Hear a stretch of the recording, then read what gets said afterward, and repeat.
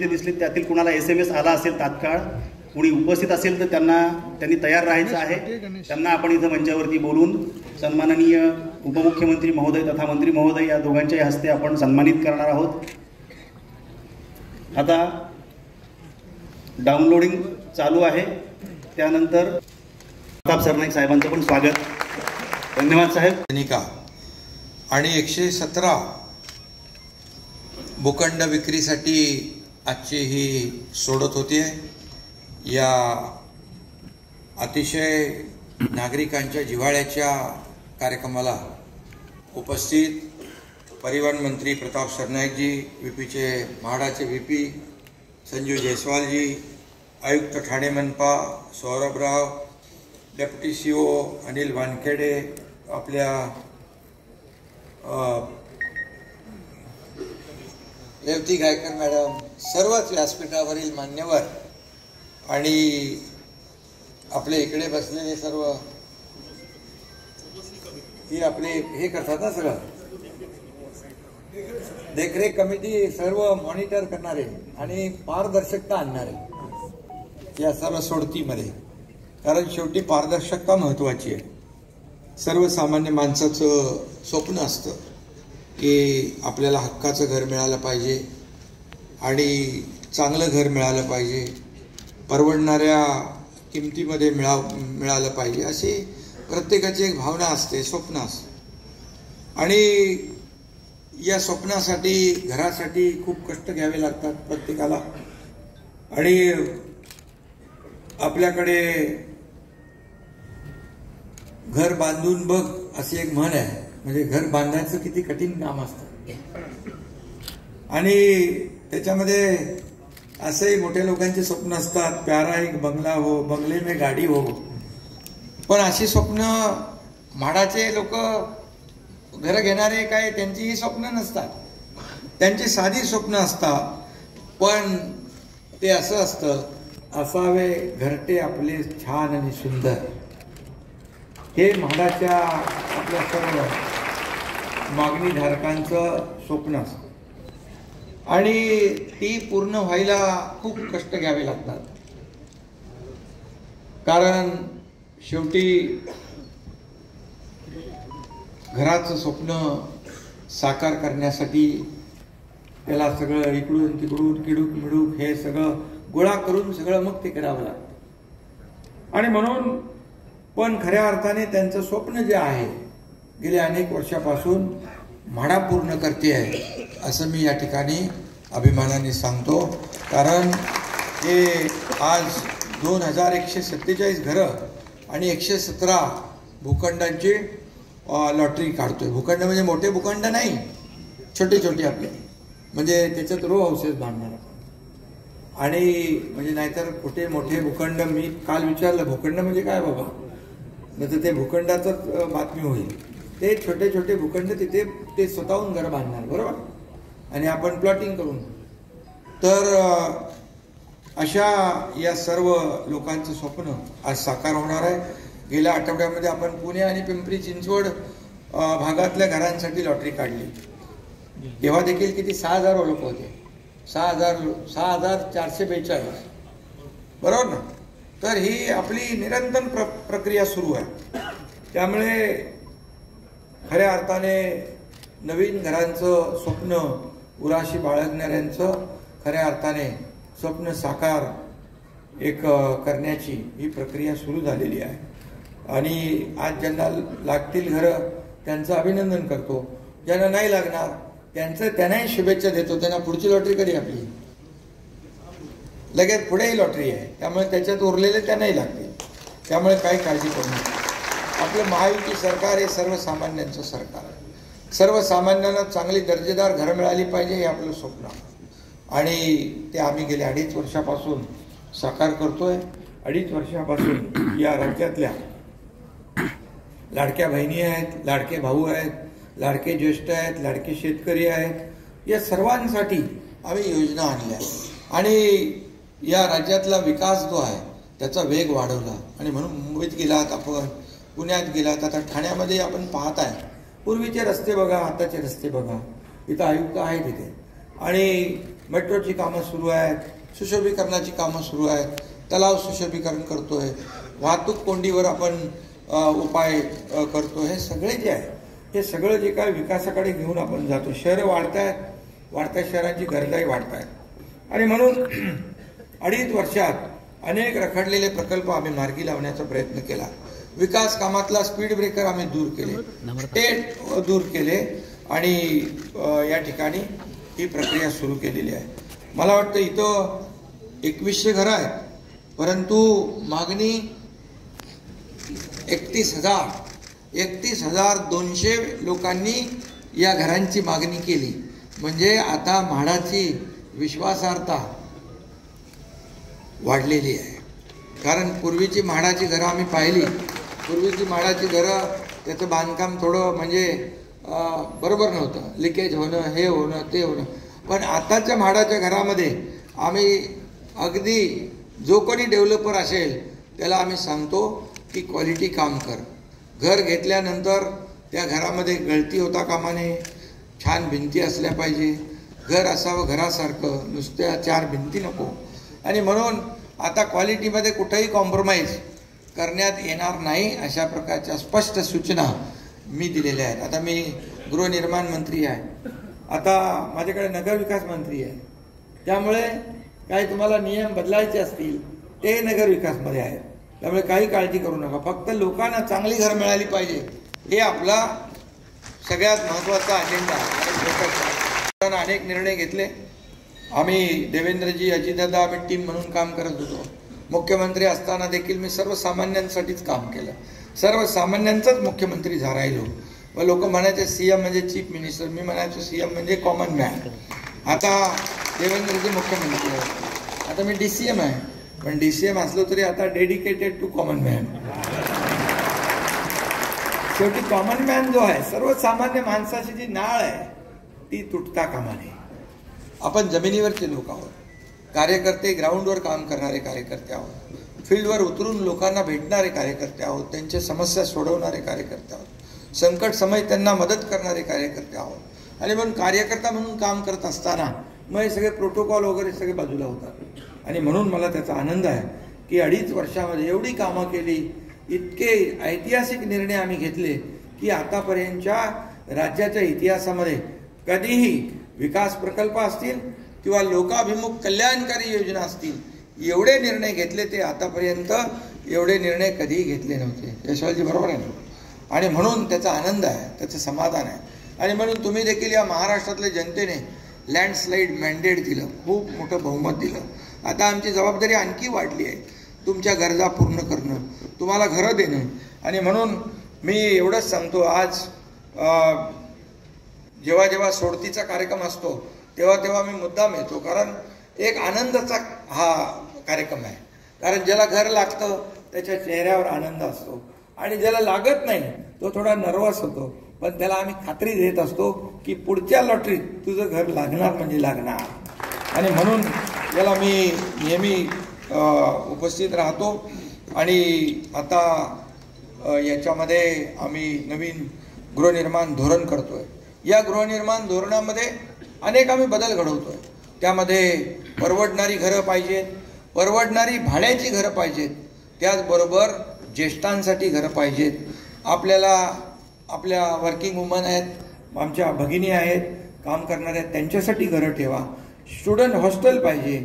आणि आपण गिरणी कामगार आणि जे काम करणारे कंपन्यांमध्ये कामगार त्यांच्यासाठी घरं पाहिजेत, पोलिसांसाठी घरं पाहिजेत, गिरणी कामगारांची घरं देखील आपण बऱ्याच लोकांना आपण चाव्या दिल्या कधी. आणि आतापर्यंत गिरणी कामगारांना वाटलं की आता आम्हाला काही बाली नाही आणि आम्हाला काही घर मिळणार नाही. पण गिरणी कामगारांना देखील आम्ही घरं या माध्यमातून देणार आहोत. कारण गिरणी कामगार याचं मोलाचं योगदान मुंबई उभं करण्यात आहे. आणि म्हणून त्याचबरोबर डबेवाले, हे जे सर्वसामान्य डबेवाले आहेत त्यांच्यासाठी देखील घरं आम्ही ठेवतोय. हे पत्रकार लोक आहेत, त्यांचं आहे का नाही? पत्रकार लोकांनी तर आपल्या बातम्या नीट छापणार नाहीत. ठाण्यामध्ये पण दिले, जवळ मला माहित आहे, भरपूर लोकांना दिलेत आपण. पत्रकार देखील बिचारा सगळा पटकन बोल. त्याचं काम अवघड असतं.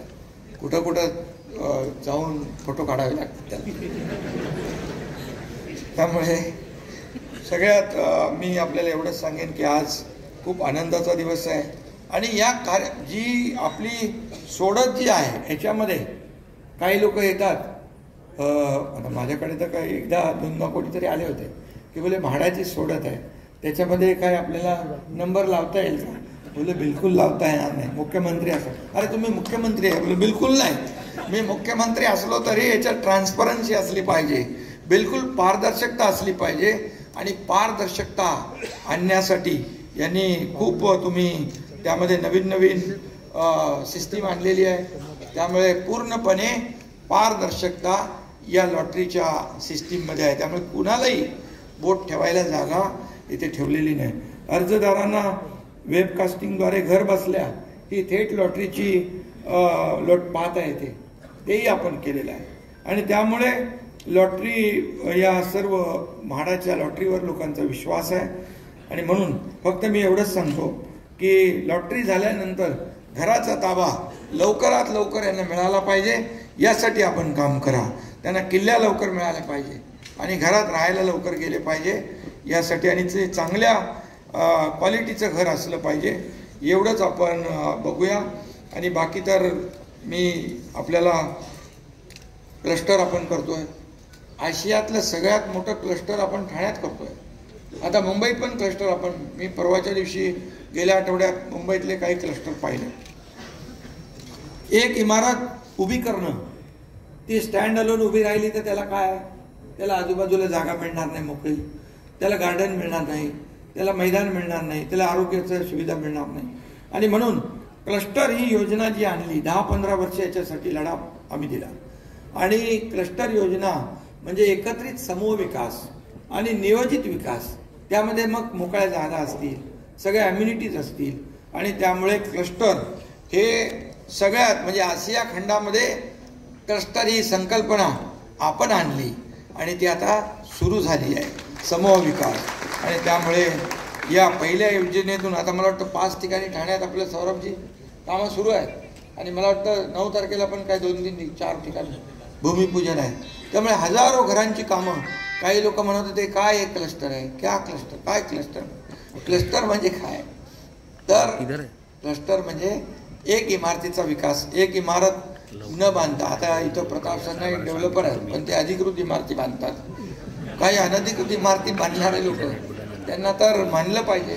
तुम्हाला मी सांगतो, बिल्डिंग अशी बांधतात, अशी एक बिल्डिंग बांधली की त्याच्या बाजूला एक बिल्डिंग, त्याच्या बाजूला एक बिल्डिंग, म्हणजे वरच्या टेरेसवरून एका बिल्डिंगवर दुसऱ्या बिल्डिंगवर, दुसरीवर तिसरी, तिसऱ्यावरून चौथ्यावर, असे 10 बिल्डिंग पार करून आणि सेकंड पण करता येतं, एकमेकाला भाजी देता येते, सगळं देता येतं. अशा इमारती उभ्या करणारे ते दिसले. त्यातील कुणाला SMS आला असेल तात्काळ, कुणी उपस्थित असेल तर त्यांनी तयार राहायचं आहे. त्यांना आपण इथं मंचावरती बोलून सन्माननीय उपमुख्यमंत्री महोदय तथा मंत्री महोदय या दोघांच्याही हस्ते आपण सन्मानित करणार आहोत. आता डाउनलोडिंग चालू आहे. त्यानंतर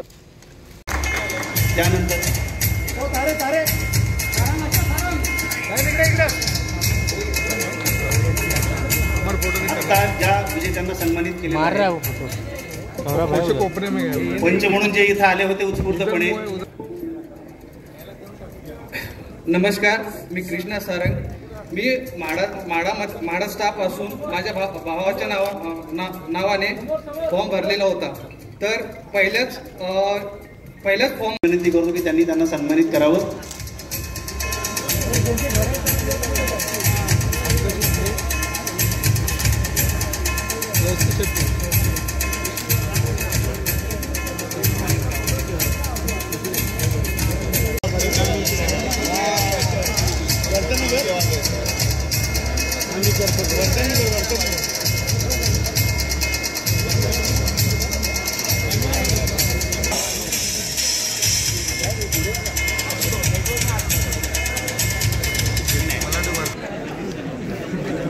धन्यवाद. सतीश सोनावणे. मी विनंती करतो माननीय उपमुख्यमंत्री महोदयांना त्यांना सन्मानित करावं. सिद्धेश वालावलकर,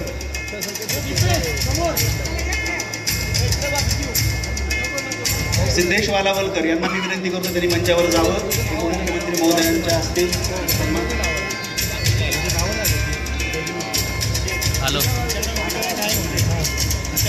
शेख शहानवाज हुसेन या पुढचे विजेते आहेत.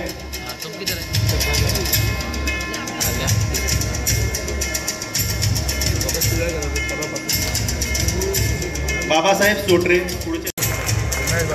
यानंतर मी काही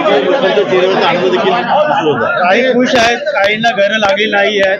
पुन्हा घरांची लॉटरीची अपेक्षा त्यांच्याकडे. म्हाडाच्या कोकण म्हाडा गृहनिर्माण क्षेत्र विकास मंडळाच्या वतीने आज 2147 घरं आज त्यांची लॉटरी काढली.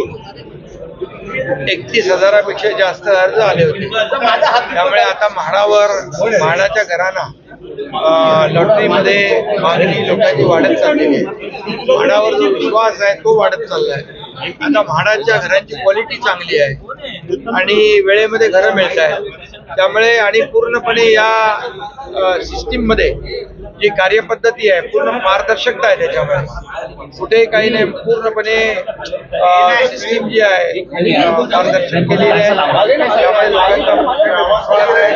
आणि आज आपण पाहिलं की लॉटरी काढल्यानंतर सभागृहात बसलेल्या अनेक लोकांना लॉटरी लागली पण आणि त्यांना आपण घरांचं हे पण देऊन टाकलं, घर देऊन टाकलं, ई साईन आणि त्याच्यामध्ये तुमचे पत्रकार पण होते आणि पोलीसही होते आणि नागरिकही होते. त्यामुळे अतिशय पारदर्शक पद्धतीने ही म्हाडाची लॉटरी निघते. गेल्या आठवड्यामध्ये आम्ही पुणे पिंपरी चिंचवडच्या 6,400 घरांची लॉटरी काढली. आता परत या पुढच्या 3-4 महिन्यामध्ये आणखी लॉटरी काढली जाईल. आज ज्यांना घरं मिळाली त्यांचं अभिनंदन करतो आणि ज्यांना मिळाली नाहीत त्यांना शुभेच्छा देतो. पुढच्या लॉटरीत त्यांनाही मिळतील. साहेब 5 वर्षामध्ये साधारणपणे 2 लाख घरं बांधण्याचा उद्देश आहे. काय नेमकं 5 वर्षात 2 लाख नाही 8 लाख 8 लाख. त्यामुळे वर्ष 2 लाख. यामध्ये आम्ही सर्वसामान्य लोकांना परवडणारी घरं मिळाली पाहिजे. पॉलिसीमध्ये आम्ही हे करतोय. परवडणारी रेंटल घरं, त्याचबरोबर वर्किंग वुमनसाठी घरं, त्याचबरोबर गिरणी कामगारांना घरं, जे कामगार आहेत काम करणारे उद्योगामध्ये त्यांना घरं, डबेवाल्यांना घरं मिळाली पाहिजे, पोलिसांना घरं मिळाली पाहिजे, पत्रकारांना घरं मिळाली पाहिजे. अशा सर्वांचा समावेश आम्ही या नवीन धोरणामध्ये करतोय.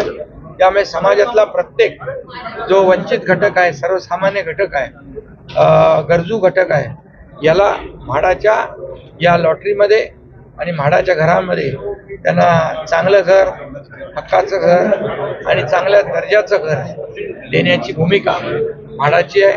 त्यामुळे यापुढे भविष्यात लाखो लोकांना घरं मिळतील. जसं पंतप्रधान आवास योजना जी आहे त्यामधून देखील मोठ्या प्रमाणावर घरं मिळतात.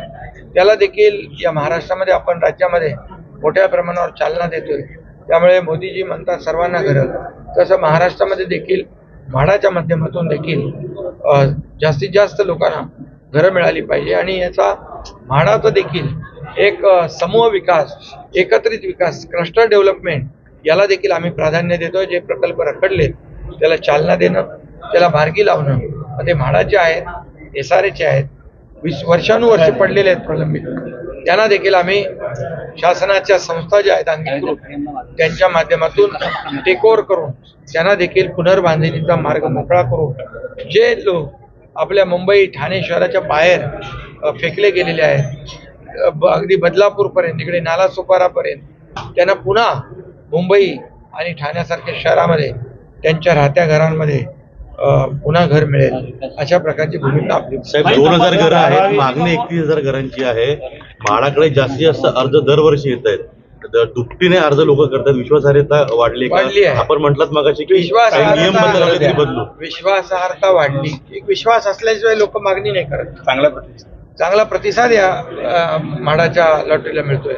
आणि नगरविकास विभाग देखील माझ्याकडे असल्यामुळे शेवटी सर्वसामान्य माणसाला जास्तीत जास्त सोयी सुविधा मिळाल्या पाहिजे, त्याला परवडणाऱ्या किमतीत घर मिळालं पाहिजे, चांगल्या दर्जाचं घर मिळालं पाहिजे, वेळेत घर मिळालं पाहिजे, यासाठी काही नियमामध्ये देखील बदल करण्याची आवश्यकता पडली तरी करू. धारावीचा जरांगे प्रकल्प मुंबईत जो आंदोलन मुलुंडला होणार आहे त्यामुळे सर जरांगे मुंबईत